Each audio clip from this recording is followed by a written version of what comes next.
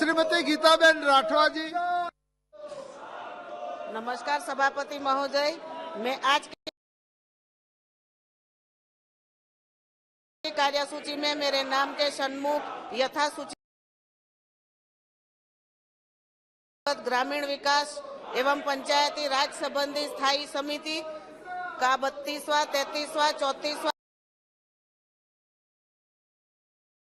30वां प्रतिवेदन हिंदी और अंग्रेजी और संस्करण में प्रस्तुत करती हूँ। नंबर 11 श्रीमती रमा देवी जी। देखो जोशी को देखो लाइटवान ठीक। सभापति महोदय, मैं आज की कार्यसूची में मेरे नाम के सामने क्रम संख्या 11 पर यथासूचीबद्ध सामाजिक न्याय और अधिकारिता संबंधी अस्थायी समिति का 48वां, 49वां और 50वां प्रतिवेदन हिंदी और अंग्रेजी संस्करण प्रस्तुत करती हूँ जी। धन्यवाद। 12 Shri VK Singh ji. Sir, with your permission, I rise to make statement regarding status of implementation of recommendations contained in the following reports: 301, 314 and 317 of the Standing Committee on Transport, Tourism and Culture on demands of grant for the Ministry of Road, Transport and Highways and for the Ministry of Civil Aviation. Shri Prahlad Joshi ji, मंत्री जी। Prahlad Joshi ji, item number 13, item number 13, item number 13। Sir, I rise to introduce the bill. Sir, I rise to move that bill to amend the Offshore Areas Mineral Development Regulation Act 2002 be taken into consideration. Shri Ritesh Pandey ji. Sir, इस bill के introduction का मैं विरोध इसलिए कर रहा हूं, rules और रेगुलेशन 72 के अंतर्गत, क्योंकि इसमें जो सेंट्रल गवर्नमेंट है आर्टिकल 21 के अंतर्गत 51 AG को लेकर के इसको देखने की जरूरत है, जिसके अंदर हमारे राष्ट्रीय प्राकृतिक संपदाओं का जो माइनिंग होगा, खास तौर से सी माइनिंग होगी, वो हमारे जो देश का जो रिसोर्सेज है, जो एनवायरनमेंट है, उसको पूरी तरह से ध्वस्त करने का कार्य करेगा। और ये आर्टिकल 21 का पूरी तरह से एक उल्लंघन है और उसी के साथ साथ 51 AG को अगर आप देखेंगे उसके तहत इसका उल्लंघन है। धन्यवाद। मनीष तिवारी जी। श्री अधीर रंजन चौधरी जी।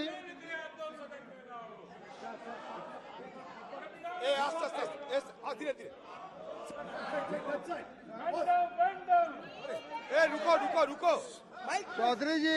सर प्लीज, सर मैं बड़ा आभारी हूँ सर कि आप मुझे बोलने का मौका दिए हैं सर।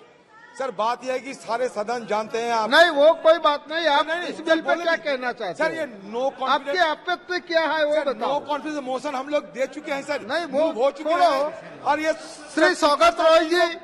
स्वागत रॉय जी। बारे में चर्चा होना चाहिए, प्रधानमंत्री को आना चाहिए। Sir, Manipur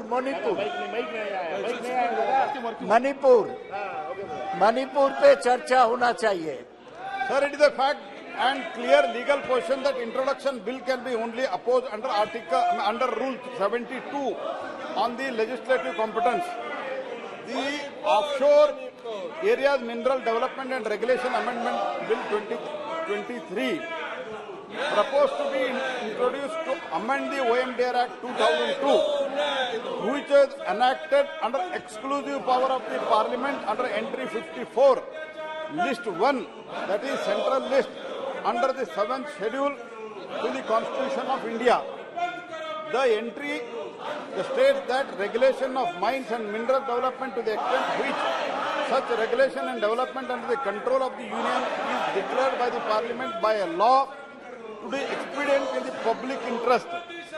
Further, Article 297 of the Constitution of India vests all the minerals in the offshore area in the union. The states have no right over the minerals in the offshore areas, and there is no question of legislative competence. मैं ये भी कहना चाहता हूं कि पहले इनके कालखंड में अलॉटमेंट के रूट से इन्होंने अलॉटमेंट के route first come first serve discretion route से देता था। हम लोग इसका जब इन लोगों ने अलॉट किया, बाद में इसमें सीबीआई इंक्वायरी हो गया, इलीगल के कारण सीबीआई इंक्वायरी हो गया, चार्जशीट हो गया, सब कुछ हो गया। Now we are trying to clear make the very very transparent system of only through auction. This is the only thing we are bringing, and there is no question of any competence arises. This parliament has got full competence. Therefore, I request you to kindly allow to introduce the bill. प्रश्न है कि विधेयक को पुरस्कृत करने की अनुमति प्रदान की जाए। जो सदस्य इसके पक्ष में है वो हाँ कहे, जो सदस्य विरोध में है वो ना कहे। मेरे विचार में निर्णय हाँ वालों के पक्ष में हुआ, हाँ वालों के पक्ष में हुआ। माननीय मंत्री जी विधेयक को पुरस्कृत करें। Sir, I introduce the bill, sir. Thank you. नियम 377 के अधीन सभा पटल पर रखे जाने वाले मामलों के संबंध में अध्यक्ष पीठ द्वारा की जाने वाली घोषणा, जिन माननीय सदस्यों को आज नियम 377 के अधीन मामलों को उठाने की अनुमति प्रदान की गई है, वे अपने मामलों के अनुमोदित पाठ को 20 मिनट के अंदर व्यक्तिगत रूप से सभा पटल पर रख दे। श्री सुब्रमण्यम जयशंकर जी।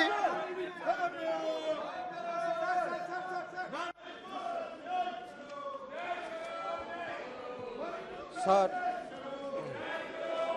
Speaker, sir, I rise to apprise this august House of the key foreign policy engagements and initiatives taken by India since the budget session which ended on 6 April 2023.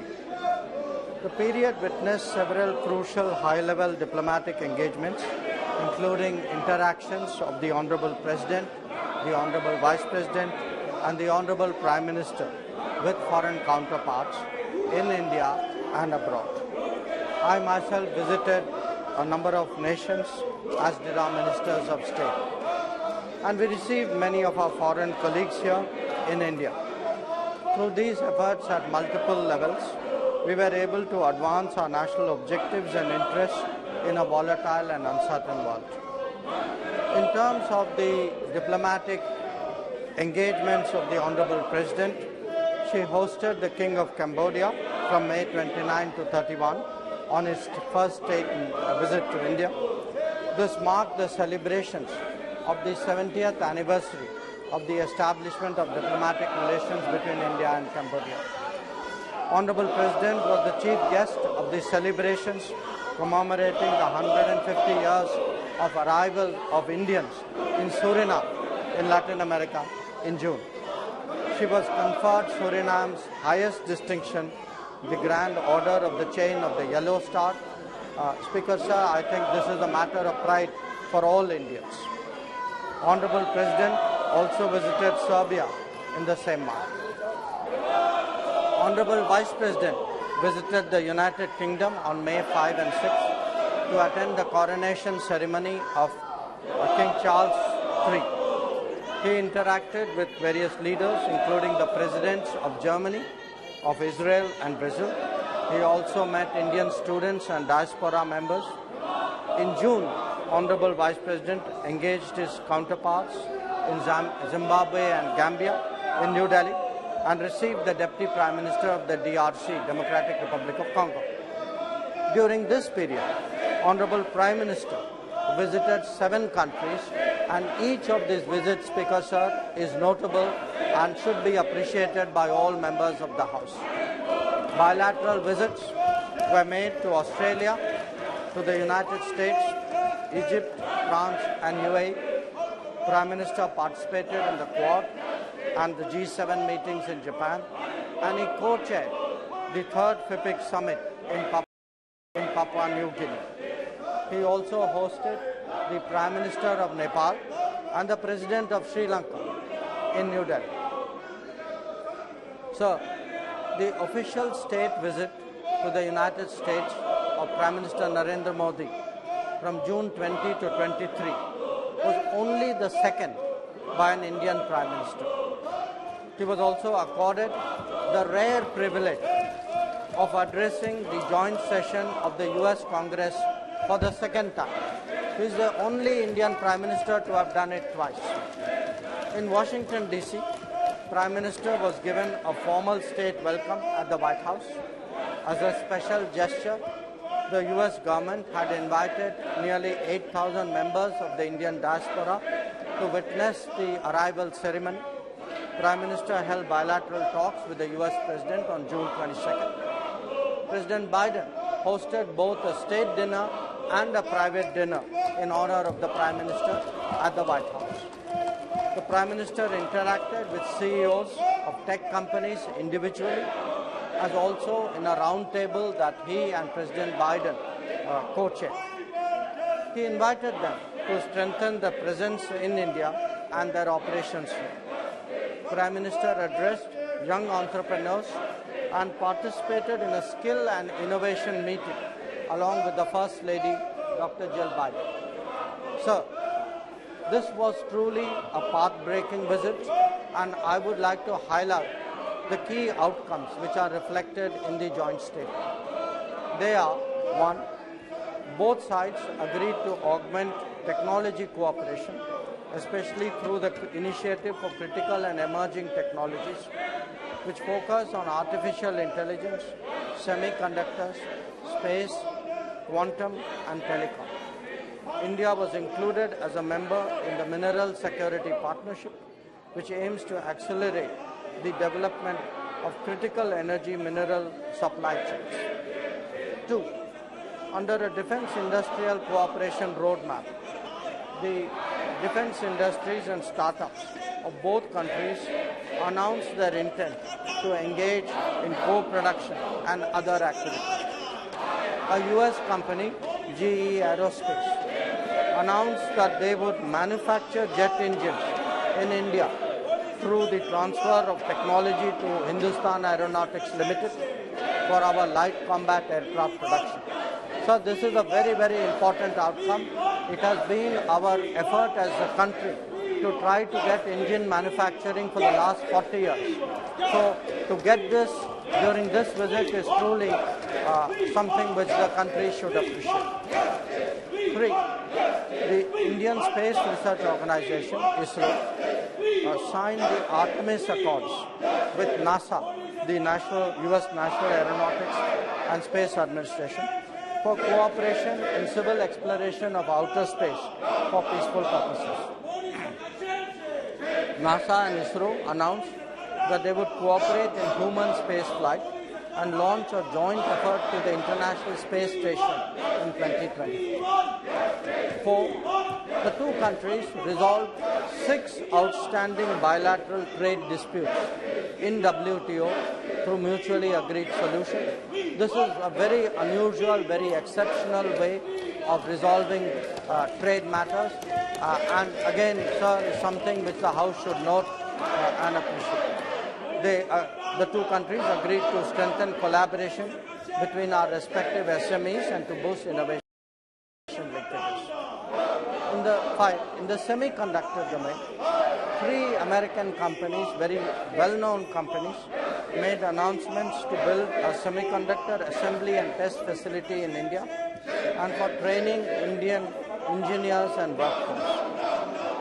6. In the telecommunications sector, both agreed to collaborate towards a bilateral trusted network, trusted sources framework, enable participation of Indian companies in the US RIP and Replace program, and undertake ORAN reciprocal projects. India and the US agreed to also accelerate cooperation in the field of green hydrogen. 7. To deepen people-to-people ties, and all honorable members should have an interest illegally trafficked to the United States. 9. given our shared vision of free, open and inclusive Indo-Pacific, we agreed to commence an Indian Ocean dialogue, and the US will support our Indian Ocean, the Indo-Pacific Oceans Initiative. And 10, India and US will work together for the development of digital public infrastructure and also strengthen our cooperation in multilateral banks to address global challenges. So, honorable members, I think all honorable members would be interested to know that Prime Minister himself led the 9th International Day of Yoga on 21 June at the UN headquarters in New York. It involved 135 nationalities and it set a Guinness World Record. World record, sir, for the number of countries for any single event.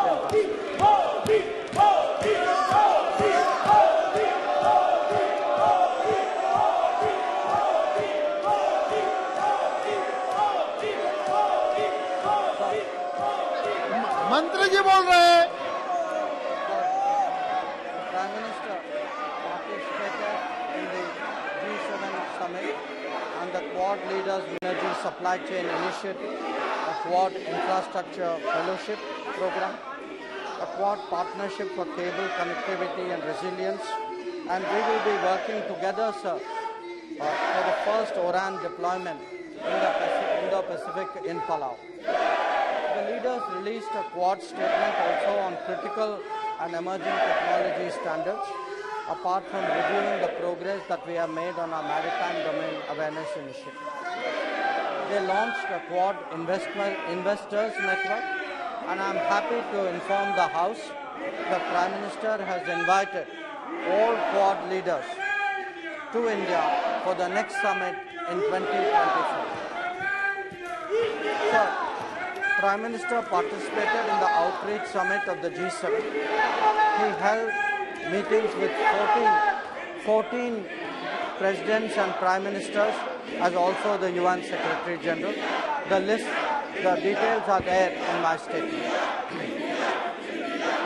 With regard to his landmark visit to Australia, the Prime Minister held a meeting with his counterpart on May 24th, signing the Migration and Mobility Agreement was one of the highlights of the visit. It shows the commitment of the Modi government to support students and explore the global workplace. During his stay, the Prime Minister interacted with a very wide array of public figures, participated in a business roundtable, and addressed the Indian community, sir. I think we all had the privilege of seeing it in person. Many of us watched it in this nation on our television screens. And definitely it was one of the most memorable visits made by any head of government to Australia. And I think many honourable members would recall the words with which Prime Minister Albanese greeted Prime Minister Modi, calling him the boss. So I wish to also add that during the visit, Prime Minister announced our intention to establish a new consulate in Brisbane, and this is something which we will be doing for the benefit of Indians abroad as well as for NRIs very, very soon. Sir, I would now like to say a few words about Prime Minister's visit to France. He was a guest of honor at the Bastille Day. The Bastille Day is the national day of France. It is like our January 26th. We had a tri-services military contingent from India, including the Punjab Regiment. Punjab Regiment, sir, has a great history in France. It helped to defend Paris during the First World War. And Prime Minister, sir, was given the rare honor of being conferred the Grand Cross of the Legion of Honor. This is France's highest civilian award. And Prime Minister Narendra Modi was the recipient of this award. He held meetings with the President, the Prime Minister, the heads of the two chambers of the Parliament, with CEOs of Indian and French companies, and we announced the setting up of a new consulate in Marseille. We also will be we also released, sir, a vision document about our strategic partnership that goes on till 2047. On his way back, Prime Minister visited the United Arab Emirates. In Abu Dhabi, he held talks with Sheikh Mohammed, the President of the UAE, and it resulted in three very important outcomes: the trade settlement in our national currencies, the interlinking of payments of central banks, and the establishment of a campus of IIT Delhi in Abu Dhabi. Prime Minister received the President-designate of COP28 because we will have a very notable role to play at that gathering. A month before this visit, sir, Honorable PM paid a state visit to Egypt. It was the first bilateral visit by an Indian Prime Minister in 26 years. He held talks with the President of Egypt, and we elevated our ties to a strategic partnership. We signed agreements in agriculture, in preservation of monuments, archaeological sites, in competition laws. We announced direct flights between Delhi and Cairo, and a center of excellence of IT in Cairo. In a special ceremony, sir, this should be a matter of great pride for all Indians, for all members of this House. Prime Minister was conferred the Order of the Nile, which is the highest state honor of Egypt. Another notable development, sir, during this period was the co-hosting of the third summit of the Pacific Islands Forum, jointly with Papua New Guinea on May 22nd. Prime Minister was received with great warmth, with great courtesy when he arrived in Papua New Guinea. And sir, I think all members would have seen how the Prime Minister of